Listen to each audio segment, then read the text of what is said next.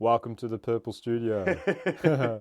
Oh man, this is a special one, isn't it? It's been a long time coming. It's been a long time. Oakan Brousse, professional chef. My brother. We've known each other for like years, 10 years It's about almost. 10 man. years, yeah. I was a little boy. And to be fair, man, throughout the whole 10 years from the very beginning, you've been cooking bomb food just like from nothing. Every time I see you, it's like I feel Pretty lucky. sure I taught you how to make your first salad. Yeah. You did teach me how to make my first salad. Yeah, I didn't know how to like balsamic vinegar. I just didn't know how to use, man. It is, a bit of a cheat code, really. So hold on, professional chef, but not born a professional chef. No, definitely not. I was born a gypsy. I feel like really the chefing came at least halfway through Okay. the whole process. Okay. But growing up, I did grow up in France, which was probably a nice, easy road in. Sure. So, Good produce. understanding High food, standards of yeah. food. I think our school dinners were probably better meals than I've probably eaten or fed myself the last 20 years. Much more balanced. Yeah, for sure. So hold on, you grew up on the road?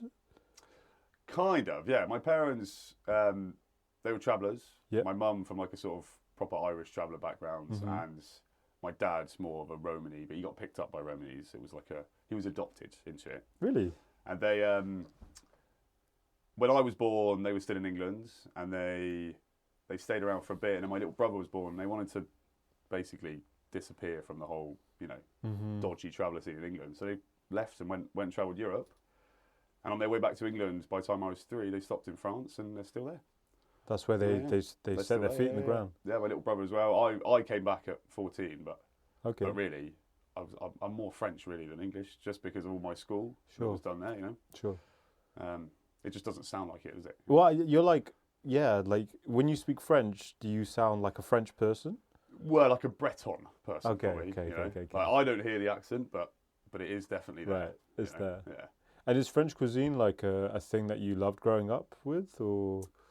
To be honest, not particularly. No, my mum was veggie from always, and I think I pretty much grew up on dal and vegetables and rice, and it was a very very basic diet. Healthy but basic. Sure. Until obviously secondary school, and then The meat, fish, cheese, everything, every single day, which I loved. To Yeah, be fair, sure. And it is all actual fresh food that they cook there. It's a bit different, so it's almost like the French Jamie Oliver managed to make it work over there. You nailed it. Yeah. I don't know about over here, but it works over there. And were your grandparents like into food at all? Or do you have any family members that work as chefs or? No, I don't. Well, my uncle actually, an uncle of mine. Okay. And I always thought he was quite cool, so that was probably an easy sort of, But no, none of my family were particularly into it. Although when I opened the bistro, with my name La Brousse, I found out from my dad that it turns out my great granddad was a greengrocer. Okay. So he used to actually basically, although obviously he wasn't a chef, but he did provide chefs with a lot of good veg. Sure. Were they all like sort of like bribing him for the good stuff? Is that a thing? I feel like Is that back a thing? then, because this must have been about 100 years ago or something. Sure. And I think in those times, I'd like to think that most of the fruit and veg was probably just good quality anyway. You Sure. probably wouldn't need to bribe it in there. I think it's before we came up with all of the perfectly round apples and Sure. red tomatoes. And this was your uncle in France, or? No, that was my great granddad. Oh, great granddad in France. Yeah. Okay, wow. That's where the name's from, Brousse. Brousse. Okay. Yeah. Okay. Yeah, it's a bit of an unusual name for English. Does it have a meaning? Does it It translate? doesn't have a meaning. It's quite a big name in France. There's quite a lot of Brousse out there, but in there is a bit of a sort of like a saying. La Brousse is to say like the jungle or the wild. Okay, cool. And it's a bit like it's an African thing, like the African sort of term for, or like the wild or the jungle would be La Brousse. That's what we call it. So Okay, wow. there is a bit of that, but And I swear you told me Oakan has a meaning as well. Oakan means something. not particularly. No, Oakan. It's actually more the oak, like OAK. Okay.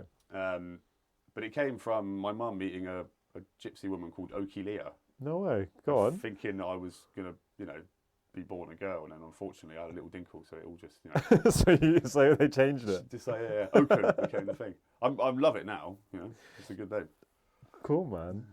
I would really love. I know you've done so much, like in the gastronomy world, in the chefing world, in even privately. I know that you've done a lot of reasonable things. amount. You know? But have you got any highlights for me? Something, because you mentioned something earlier, bro, that Well, out of 10 years that I did not know, and I want you to tell me right now. What I don't bang on. It's barely even on the CV because it sounds a little bit like just a bit wanky, a bit sort of over the top. Sure. But in my early days in London, before I met Anna and decided chefing wasn't the only thing in my life, Sure. and that's all I did. Anna's your. I was quite serious. My ex now. Your ex, okay, yeah, cool. I must have just been like the most sort of excitable and sort of keen young chef. So I just got offered a lot of cool things. You were like the most driven dude I've ever met when I first met you. Like, well, yeah, but it was almost a bit like short-sighted because all I did was cook. All you were doing was I like, didn't really, like. Bro, I would only see you cooking or sleeping. Yeah. Not that I would watch you in your sleep or anything. Oh, whatever. But I think like as much as it was a great thing, but it also it sort of. I mean, even now I'm not even 28, and I've had some pretty stupid health problems really, and it's from an attitude that's not done me any good, Sure. So I think it's a good time now to be a little bit better. Yeah. But it worked because when I was in London, I did some cool things. I've cooked for a couple of prime ministers. I've cooked for some royal family. Can you tell us the prime ministers? That you've cooked so it was what's he called? Bloody hell, what was his name? The guy that resigned. Shows how much I care about politics. The guy that resigned just around Brexit. David Cameron? Yes. David You Cameron. cooked for David Cameron? He came. He booked out the entire hotel, Berwick Lodge. Okay. And he rocked up. We only saw VIP on the sheet. Okay. So we basically the chef sent most of the chefs home, and it was just me and the sous chef left. Because we got three people for dinner. Easy. And then like 10 black cars rock up. All these geezers with thing like fucking cover the entire grounds. Sure. And then they came and told us, and he actually popped his, we were looking out the window, he popped his head out, waved at us. So we realised, obviously, we're cooking for David Cameron. Mr. Cameron and his wife and buddy or whatever. Okay. And they came and gave us like a pretty serious talking to, Right. like his people. And basically, we weren't allowed to even talk about the fact that he was there, no social media about anything until 48 hours after he'd left the property. Right. So obviously we're all just there thinking, oh, what, can I not even message Paul, the chef, to let him know that he's gone home the day. And it was, to be honest, it was, to me, I didn't really even know much about him. So it was just some random dude. We just did what we did. Did he request a certain meal? Not at all, no. Not He just said cook. We had set menu at that point, so do you remember what you cooked for him? Not at all, no. What I do remember is because it was just the two of us in the kitchen, normally I'd be on pastry. Okay. So just do desserts, two courses. Pastry king. Instead, I had to do the canapé, the pre-starter, the starter. Everything. Watch the sous chef do the main course while I was then rushing around trying to get the desserts ready. But it was only a table of three. Okay. It was a bit easy. This is yeah. But that was years ago. I must have been about 18 at that point. So it's probably around the time I met you. Damn, you were 18. Yeah. It wasn't really. It's not like it was me directly cooking for him, although I did.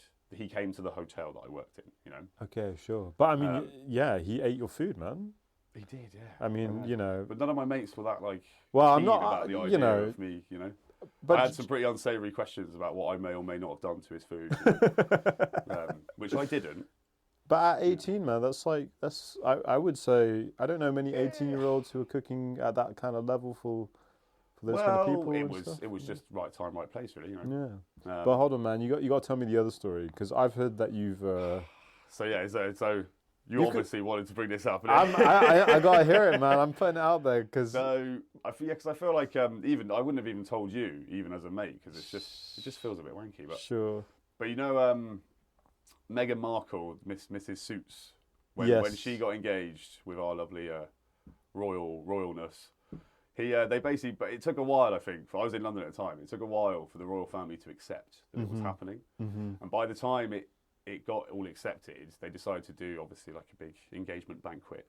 Sure. And I ended up getting hired to go in and help on the pastry section. But it's like a part of a team of 8. It's not like it was, me personally cooking for them. It was a big team. Yeah, sure. And obviously, I think I was 19 at this point and really, really excited about it. Like the idea of cooking for royal family felt like an amazing thing. Yeah. So obviously I did it, and the whole like they had to put you through. So I had to get a DBS check and all sorts of checks and into whether or not I was a threat or a terrorist. And then when you get there, they take a photo of you. They print out your little pass that you have to wear at all times, or otherwise you'll get attacked by a guard or something. Your box and belongings go into this little box that I can't remember what they're called now, but basically it means that no text messages, no signals like a can go signal. in or out. Okay, Just a complete lock.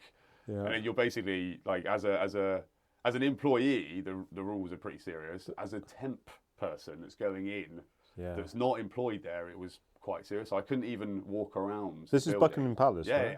So we did prep in Buckingham Palace, but the dinner was actually in St James Palace, which is just another palace that obviously they. But do they take you in privately, like in a car or something? No. So you go through. It's a whole separate entrance. You don't get to go. No. Like that touristy bit at the front. Yeah. That's where I turned up on my first day, and I was you're like, hello. Turns out it was about a 15-minute walk around all to get to this. It's not as fancy the entrance that I went in, that's for sure. And the first thing they do is snap a photo of you and make you feel a bit awkward. It's like, Really? But it was great. It was an amazing experience. It was quite intense because normally as a chef, every couple of hours I'd probably go for a cigarette and have a little minute. But that was not it. That's not the one there. At all. This was a serious place. How long was the sort of job? I was there for nearly 2 weeks, basically. So a bunch of prep. They put you up in a hotel or something? No, I was living in London. Oh, okay, I lived in London. Right. And the head pastry chef there, I think it's called Benoit or something very French. And obviously, we got on. Yeah, because you could speak. Yeah, sure. And he offered me a job. He actually offered me a job. What at Buckingham Palace to go and work there with him and his team in the pastry section. Man, he must have loved you. Yeah, but get this. Go on. So obviously, yes, I'll take it. And he was like, okay, so we'll have to, we'll put you through some more extensive background checks and this and that. And I received a letter about 10 days later. This is part of why I don't talk about it, to be honest. I received a letter 10 days later saying that, unfortunately, I can't remember the exact wording of it, but essentially they were saying that I was a potential threat to national security because they've looked into my family history, and my mum went to prison. I've got lots of family that have been to prison. Essentially, I was a bit too gypsy to go and work.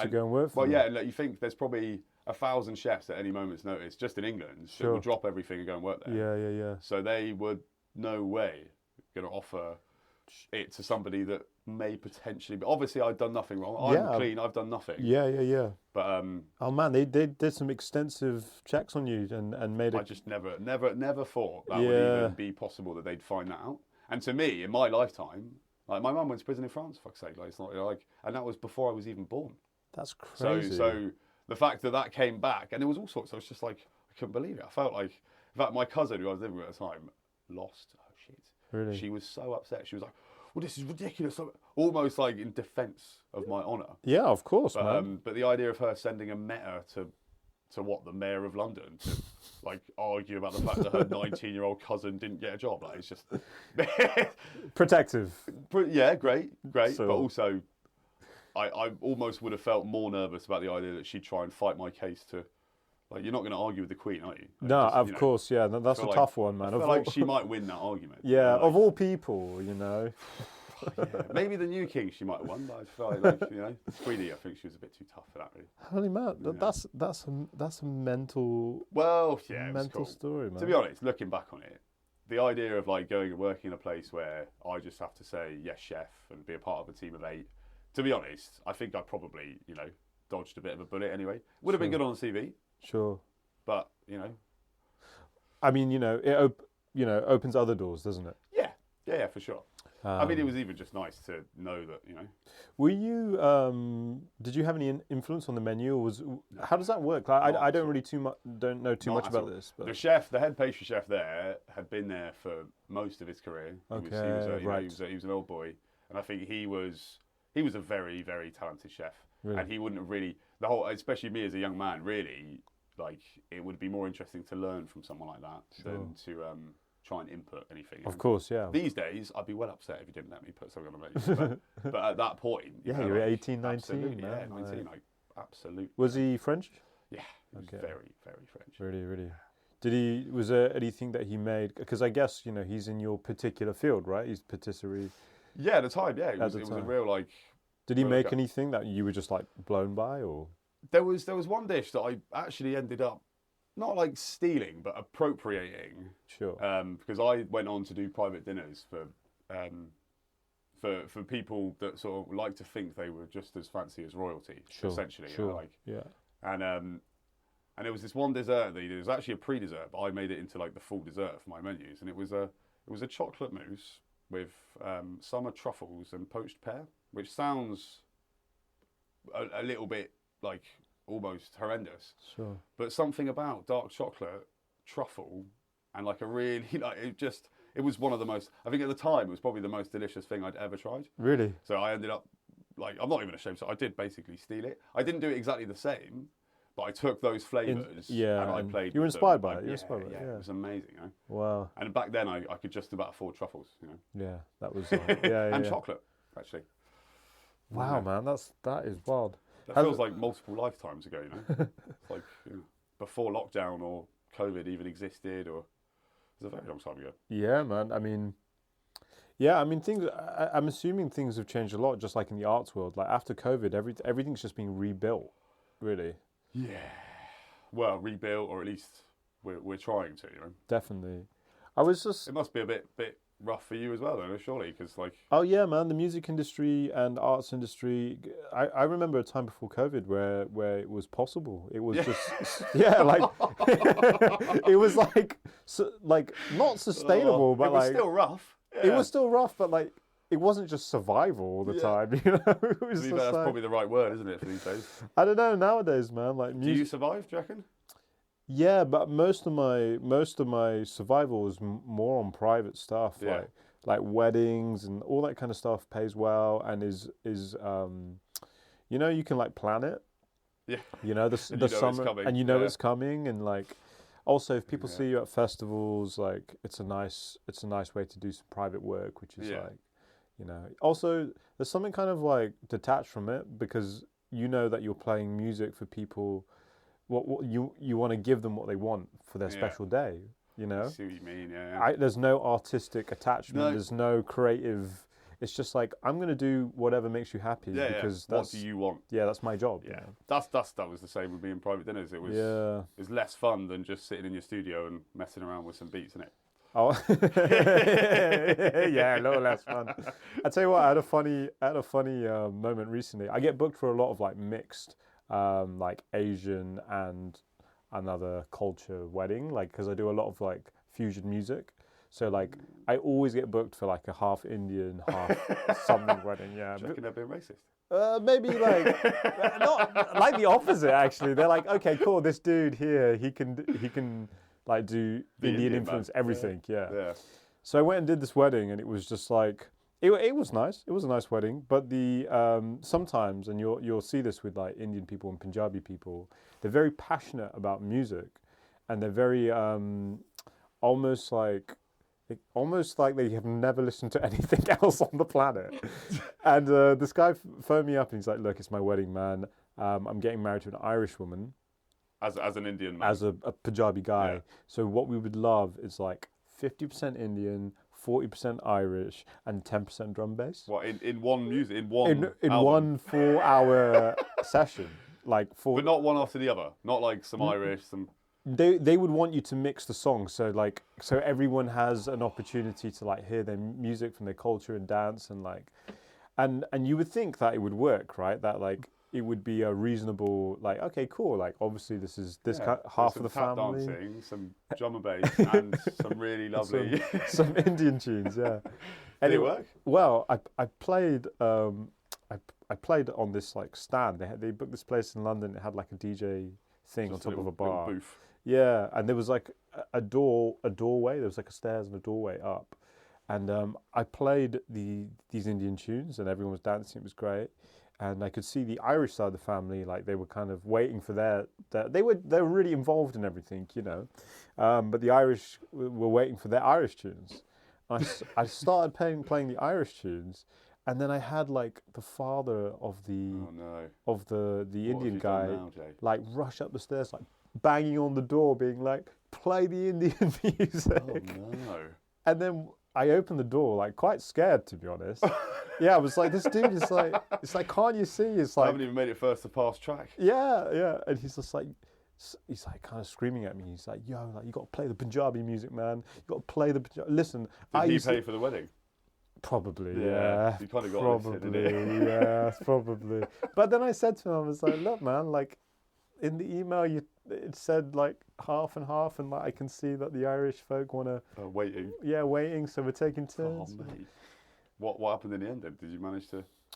He got so smashed that in the end he couldn't even walk up the stairs. So, so you're good to go. So I was good. Yeah, I was good. Oh man, yeah. Have you got any like worst experiences in the kitchen? I do. I've got a few. I feel like I've had a few days, like a few shifts that I've ended up saying this has been the worst shift of my career. And I feel like at the time, all of those days I was serious about that. Right. But, you know, you realise that really, like, you know, most days are bad anyway. So you just sort of, you know, actually, it's just like a scale. But I think the one that's coming to mind now was actually working at the second year of Breaking Bread, which was like sort of the end of COVID times on the Downs. Yeah. And there was we had a sort of like a 3-phase opening of this big, massive site. And the first phase was the sort of pub, and it was the Pipe and Lovers, we were calling it. Okay. So it was Pipe and Slippers come onto the Downs, working with Team Love, and obviously that's on Gloucester Road, right? Pipe and Slippers on Stokescroft. Stokescroft, yeah. And so obviously the Pipe is a beautiful but very small little pub. Yeah. You know, like. Yeah, I played a few DJ sets there. You know, it's good. You can't really get more than you could probably get 100 people in there, but it's going to be a bit intense. Sure. And we opened up the Pipe and Lovers with obviously, you know, the same sort of menu, the same. Sure. But with 1,000 seats. Okay. All outdoor with big teepees because obviously, you know. Yeah. And I think I've always got a slightly arrogant thing as a chef that I want to do things fresh, even if it's hard in service. Sure. But when you're trying to cook for hundreds of people, trying to cook even like, you know, some greens fresh for a bangers and mash was a really bad idea. Really bad idea. And we didn't know the kitchen. We just built it up in a field. I've got it's like me and multiple sous chefs and my missus at the time, Anna's there, and one man just making burgers all day, and then things started going wrong. Everything started just getting a little bit painful at the same time that we find out that they, instead of booking us 250 for a soft launch, we actually had about 300 people in. Right. And then Mr. Josh Eggleton sort of was in the kitchen with us as well, so making all my chefs so nervous that they just suddenly froze up. And service it was quite genuinely like the most horrendous shift I think I've ever had. Really? And we basically, I think the next day, me and the guys got in at like 6 in the morning to make sure that never happened again, you know. And it didn't. Yeah. But yeah, I'll always high pressure, like really high pressure. Well, it was made even worse by the fact it was day one, and we had like I think there was even like Joe, Ben, like the Harveys from the Bianchi's group. Yeah. Big man Josh, sort of just there, like so, and we were all a little bit on edge. Sure. Maybe you know at the front we could just about handle it. I'm a bit older, but a bunch of the lads were just crapping themselves. Like, Josh had that sort of energy that. He didn't even need to really say anything, but the younger lads would sort of suddenly get a little bit, you know. Sure. And when you're a little bit nervous, that's when mistakes start to happen. You know? Yeah, sure. And a menu that none of us know, sort of, you know, equipment that we've just set out, the fryers, literally just dying every, you know. Like, how many people would team? What in the kitchen? Yeah. I think so. It was so busy. We had 2 people on the pass just plating. I had one man, Alfie, I can remember. All he did was make burgers. I'm not even joking. That's all. That was all his... he did. We had 2 burgers on, like a veggie vegan and a meat, and that all he did was make burgers. That's it. Burger man. Genuinely, just constantly making burgers. Right. We would have had at least 2 or 3 on like sort of cold bits. We had this guy Phil Alley on the barbecue, and oh my god, he used to wear these big like swimming goggles. Right. And just sort of stands you couldn't really see him through the smoke. He's just like living could churn in out 1,000 burgers and sausages every sort of couple of hours. You know, it was like king, absolutely amazing. And then we probably had one chef just on the fryers. Josh brought in this. You ever seen those? It's like what KFC use. They're basically a pressurized, like a cross between a fryer and a pressure cooker. Okay. So you load up like 8 whole chickens into this big grill rack thing, load it down, pull this thing down, and then turn this massive crank to pressurize it, press a button, and then 7 minutes later, you've cooked like 8 whole chickens all the way through. No it's way. An unbelievable machine. Like perfectly cooked. Yeah. But also kind of terrifying because it is like, Holy moly. 100 litres of oil in a pressurised chamber, which, as far as I'm concerned, feels wrong. Yeah, just the combination of things. Just no. Maybe just explosion on the explosion on the downs. But obviously, it is a real in fact, it was developed by Mr. Colonel Sanders himself. I think it was it's an actual bit of kit. It's a KFC. That's how they cook their chicken. No way. And supposedly the leftover sludge at the bottom of the fryer, which is basically bits of chicken and batter, that's what makes their gravy as well. That was another thing that Josh told me when he was helping me set up the fryer. We were all just there looking at it like, this is terrifying. This thing. And then it's a whole thing, How big is it? It's got to be about right, gotcha. Yeah, it's a big bit of kit. Sure. It's a big bit of kit. And the heaviest part is this lid, this massive lid. You crack it, it's just feels so wrong. Like 200 degree or 180 degree fat, 8 chickens, and then just literally no air can get in or out of that chamber. Damn, man. Damn, that's how KFC do it. But none of us blew up the whole time we were there. So I'm still here all these years later. So I'm glad you're here, man. I was thinking I should make you some mangas and bash sometime. Well, yeah, but make sure you cook the greens before service, yeah? Mangas and bash, though. Mangas and bash? Yeah. Is that your new track? That's why I take mash and I make it into the shape of a sausage. And then don't blend up my sausages. And then I blend up the sausages and mash them. You know what? That's what Tristan, our mate. He's part of what he does is for people that can't eat solids. And I'm not even joking. That is a thing people do actually blend some sausages. Well, I don't know about that exactly that, but definitely blend a whole meal into a.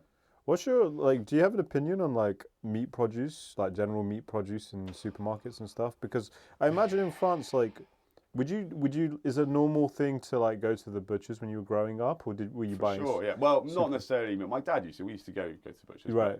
Even in a French supermarket, there will be a butcher. So. Cool. You don't really. So obviously, a little Tesco Extra type of equivalent will not have an actual in-house butcher. Gotcha. But the Super U brands, they will do their own butchery. So it is, the culture is very different. Here we've got something called box meat, which is essentially the lowest quality you can possibly get. Sure. And it's called box meat because it literally comes in a pallet box. Sure. From abattoirs, we don't even want to know where. Mm-hmm. And it's meat that's not only been mistreated while it's been alive, but also then completely disrespected in the process of it being killed and prepped, and with people that are giving it no care and high pressure. It's very wrong. The whole thing's very wrong. Yeah. I think the ironic thing is as well is that the meat that you can get in a supermarket is not only lesser quality, it's less fresh, and it's more expensive. Sure. So you're actually paying more for a quality that is less than what you could get from just your local. You don't even need to go to some high-end butcher. Is the truth, even just your neighbourhood butchery will have a bit more care than. Yeah, for sure. Oh, that's mad. But also, I feel like that should be quite obvious. There's something that we've sort of lost here in England is the care for it.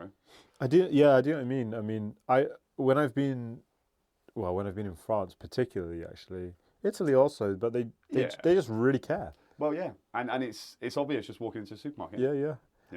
And if everyone raises the standards of food, people will never want to. Well, that just becomes normal, doesn't it? Yeah, it just becomes normalised. There's something really really obvious from France to England, just in even your local little supermarket, is the smells. Yeah. You walk into a Tesco in England, and it probably smells more like whatever was on that guy's shoe that stuck to the floor than it does any of the ingredients. Sure, yeah. Even a little supermarket in France, you walk in and in the summer you'll probably get a whiff of tomatoes and whatever, it's actual ingredients. even the cheap ones, they're still, Yeah. you know, and they're not covered in plastic or. Yeah. It's just like an instant obvious thing, and you wonder why we all look so pale and sad and fat and anemic over it. It's pretty It's the obvious. Tesco floors, man. It's literally Tesco, all of them. Have you got a favourite place to eat in Bristol?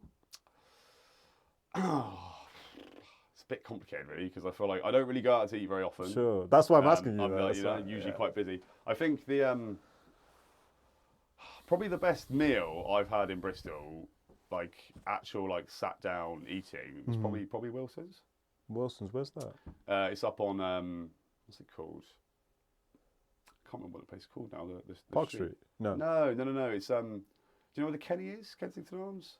Also really good, actually. Kensington Arms. Arms. What's it called? It's next to Little Hollows. It's on that little street. It's got, what is it? Is it Snobbies as well on that same road? No, it's not White Ladies. It's like Redland area basically. It's in between. God, I wish I knew what it's called now. But Wilson's. Anyone that knows will know Wilson's. What's the food? It's a. You got it. You got it, Sam? Yeah, it's Chandos Lane. It says. There, yeah. Chandos Lane. Okay. It's one of the remaining Michelin stars in Bristol. Okay. They got a green star as well, and it's the chef there, Jan.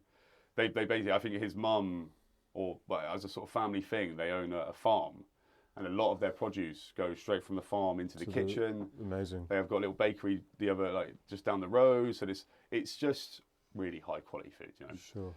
What did you eat? What did you eat there? I can't even remember the full menu. It was so long ago. I tell you what, the bit that really, really got me, and they still do it to this day, years later, is it's a herb sorbet. So foraged herbs from their little garden. Herb sorbet. Yeah, herb sorbet with an Italian meringue that's been basically almost like torched, but using the coals because they cook a lot on coals. Right. And it's so simple and so delicious. Like honestly, like that was probably the thing that made me like. I then started making herb sorbets after that. Really? Yeah. It gave birth to my basil sorbet and tomato consomme. Oh which man, was a dessert as well. That's amazing. Well, I've never heard of a herb sorbet. I'll make you one. I'm down, man. I'll hold you to that. But it's quite hard, I think, to go and find food that you sort of respect these days because even the places that are trying really hard, they're going to have to charge you so much for that good quality produce that it's going to be quite complicated for you to feel comfortable doing that often without, you know, that's the reality, you know. You can't really, it's almost like you can't really eat actually good food these days unless you've got spare income, which nobody has, you know? Yeah, of course. Michelin's, like, this is like uneducated me. I don't know too much about this world. Yeah. But, we good, Sam? Yeah, cool. Sorry, I thought you were going to in a Michelin star, like to go and eat in a Michelin star place, like, can that be an affordable experience? Like, it can be. It can be. Yeah. I think their lunch menu at Wilson's, in fact, is probably you could probably go if you weren't going to have the drinks pairings. Yeah. You could probably get in and out for £45 a head. Oh, okay. I would say. Yeah. Okay. Wow. But you know it's like the sort of fine dining world has changed quite a lot because you could go to a place like I don't know Pasture and spend quite easily £200-300 a head. Or you could also then go to a big 2-star in London and spend the same amount. Yeah. So it is like I feel like the food industry it's a bit different these days. You know, it's changed quite a lot. And like the intense cost or the rise in the cost of just the raw ingredient has sort of made things all a bit like even a bloody McDonald's is like 12 quid these days. You know, like that's where it sort of comes to, and they are quite obviously using the cheapest you can possibly get, and that's still what they've ended up charging. You know, I think in fact when I was getting my menus, I felt uncomfortable charging even like £40 for a really delicious steak dish. Sure. But when you look at what I've spent on that, just that piece of meat itself before I've done anything to it, cost me about £10. Yeah. Then I've got to bloody roast bones and make a sauce over the course of an entire week. Bloody, do you see what I mean? Like that's it adds up. Just the cost of the meat itself is actually a quarter of the price of the dish. So then if I spend another £8 on garnish or even a £5 on garnish, in theory I'm not making any money. Yeah, which is you were saying is to make it work. I remember we had a conversation. It's got to be 4 or 5 times the there's Base costs. a great point is if you can go, this cost me £1 and I'll sell it for 4. So 75% is what 10 years ago you would have just gone for. That's what you aim for.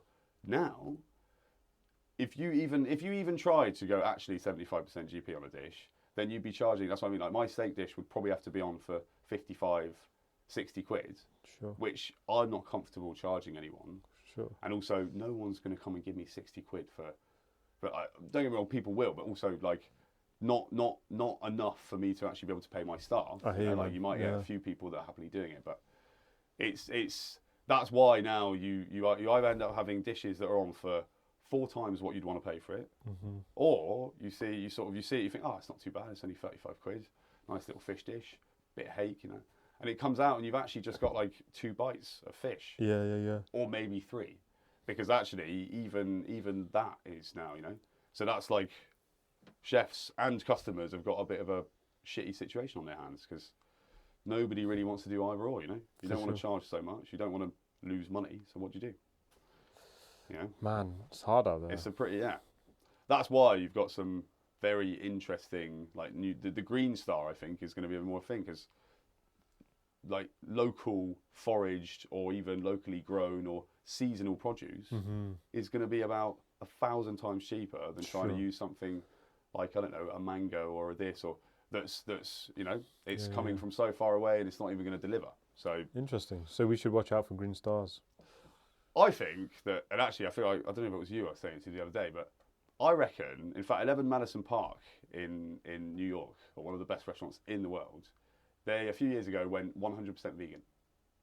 They've stayed 3 Michelin star the whole way through, and now this year the chef has just decided. So I love this.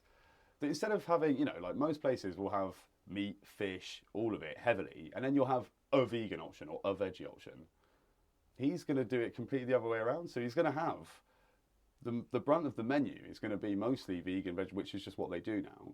And then he's going to introduce some proteins, but almost completely the other way around. Mental. And I think that is actually where we should probably start going now, because like we all know there are 1,000,001 reasons why, you know, killing as many cows as we do every year is not really a very good thing to be doing. Is it, you know? Of course. And actually, that would be a really easy way for us to make a serious impact, literally overnight almost. You know? He did it.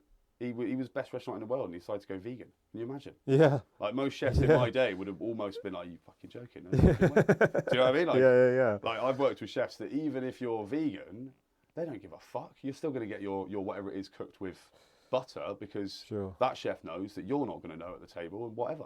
Yeah. You know? Yeah. So for a restaurant like that to decide to do it is quite an amazing thing, and to retain their 3 stars. Amazing. So those guys have managed to completely like, almost like reshape what a fine dining restaurant can be. You know? Sure. Man, that's wild. It's pretty cool. Huh? That is wild. And I like that as a thing. You know, like I feel like and don't get me wrong, I love meat and dairy. And dairy, to be honest, is the one that I would struggle with giving up. Yeah, sure. But meat and fish, I'd rather just use it. Really good quality stuff from somebody that I know. In fact, shout out to Aurochs Beef. Aurochs. Mr. James at Aurochs Beef. Okay. If you're ever after the best quality beef you can get in England, that's where you go. Okay. His where is that? It's all the way down south, I think, around Southampton, I believe, the actual farm. Okay. But he's the only place in England you can get white Park cattle, which is an ancient breed.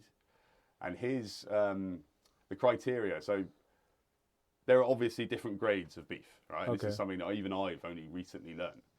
And there's all sorts of, you know, like the toughness of the fat, the colour of the fat, the age of the animal. All these things will have an effect on the marbling of the meat, all of it. And this guy James, who's taken over his dad's farm, Aurochs, his criteria represents less than 1% of the UK's beef. So when you order a piece of beef from this butchery, you are getting the top 1% quality, and it's animals that have lived longer lives, that have lived happier lives, and it is just like there's something else. So there is still, I think, a way of bringing all these things into your menus, but instead of it being 8 different bloody meat and fish options and then a couple of really sad, uncared for veggie vegan, actually even just a 50-50 would be a good place to start. Yeah. You know, like, yeah. Like I eat meat. I still love veggie food. Just because I'm a meat eater doesn't mean I can't enjoy vegetables. That's completely ridiculous. Of course, so yeah. really, I think there's going to be a bit of a shift, I reckon. And the Green Star is a great thing. Michelin, I would never have expected a French company to essentially, you know, almost like say good job for somebody doing anything sustainable. Yeah. But they don't care. They'll just happily have Slava wine, butter, cheese, saucisson, steaks, all that. Love it, you know? Yeah, sure. But we are moving into a slightly different way of thinking about it as well, you know? Thank you so much for coming, Mate, bro. a pleasure. Man, it's been good fun, yeah. It's like years. chatting to your mate, but on camera as well. Well, we've loved having you. Thanks for telling us all the stories. Mate, a pleasure. And we're looking forward to cooking with you, man. Yeah, man. Let's do some cookings.